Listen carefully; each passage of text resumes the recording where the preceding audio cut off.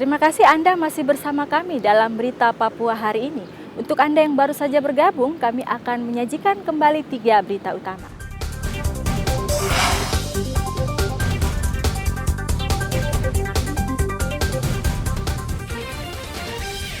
Dihantam ombak, seorang nelayan di Merauke hilang saat mencari udang. Tidak bisa diangkut lewat jalur darat, harga bensin dan semen di Kabupaten Puncak mahal.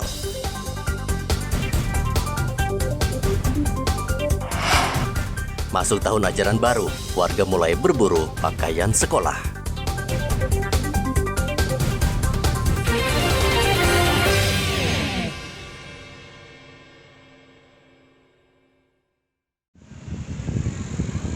Memasuki musim kemarau, BMKG memperingatkan warga agar mencadangkan air bersih karena ketersediaan air bersih akan berkurang akibat gejala El Nino.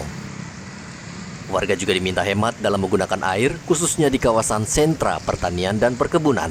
Karena akan terjadi penurunan intensitas hari hujan di wilayah Merauke dan sekitarnya, otomatis yang pertama harus mengkondisikan untuk tidak membakar lahan secara sembarangan seperti itu. Kita mengantisipasi bencana kebakaran hutan seperti itu.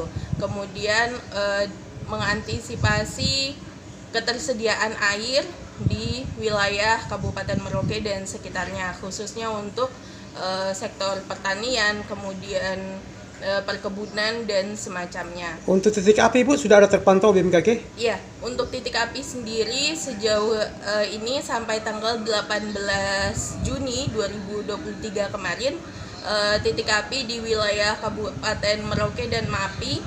Di Mapi ada terpantau 1 titik, kemudian di Kabupaten Merauke itu sekitar 24 titik. BMKG sebelumnya juga memperingatkan potensi terjadi kebakaran berdasarkan temuan 24 titik api di Merauke dan 1 titik di Kabupaten Mapi. Warga diperingatkan untuk tidak membuka lahan dengan cara membakar hutan saat musim kemarau karena api cepat merambat dan sulit dikendalikan. Puncak kemarau di Merauke terjadi pada bulan Agustus hingga September 2023. Muhammad Ridwan melaporkan dari Merauke, Papua Selatan. Kendati pandemi sudah mereda, namun kasus positif COVID-19 masih terjadi di sejumlah daerah. Kendati sudah tidak membahayakan. Tidak mengherankan vaksinasi COVID-19 tidak lagi diminati warga. Di klinik Pratama Polres Merauke saat ini sepi.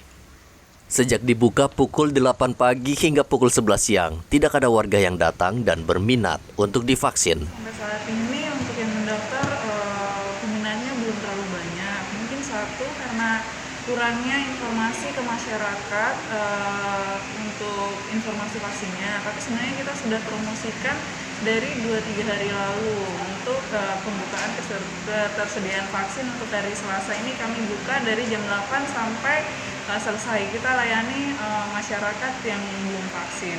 Vaksin 1, 2, 3. Nah, jenis vaksin yang kita pakai, jenis vaksinnya Sinovac. Untuk ketersediaan vaksin kami datangkan untuk dosis 1, 2, 3 kami layani semuanya. Dosis vaksinnya kita sediakan 400 dosis. Untuk persyaratan vaksin, untuk vaksin 1, 2 itu lebih dari 18 tahun. Untuk vaksin 3, jenis vaksin 1, 2-nya Sinovac. Untuk program vaksinasi, Klinik Pratama sudah menyiapkan 400 dosis vaksin COVID-19. Jumlah tersebut tentu berlebih karena warga yang datang ke klinik tidak banyak.